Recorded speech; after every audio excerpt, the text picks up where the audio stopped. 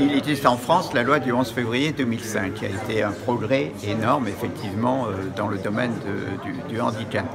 Mais depuis 2010, la France a ratifié la Convention des Nations Unies relative aux droits des personnes handicapées.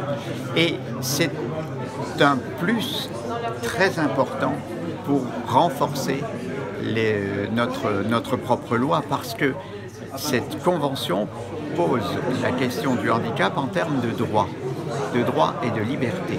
Des personnes handicapées ne se posent plus seulement en termes de personnes qui sont sujets à des aides médicales, à des dispositifs, mais à des personnes qui sont des sujets de droit et qui ont des droits. Les droits de l'homme s'appliquent aux personnes handicapées au même titre qu'à tous les autres citoyens, à toutes les autres personnes. Et c'est donc dans cette mesure-là que la Convention n'invente pas des droits nouveaux pour les personnes handicapées, mais demande et donne les façons de faire pour que les droits des humains en général s'appliquent aux personnes handicapées. C'est ça la grande différence, et elle vérifie que ces choses soient bien mises en place, parce qu'il y a une évaluation permanente qui en est faite. Et je crois que c'est ça qui est l'une des grandes différences. Il n'y a pas de contradiction entre les deux lois, mais il y a une puissance supplémentaire apportée à la première par cette Convention des Nations Unies.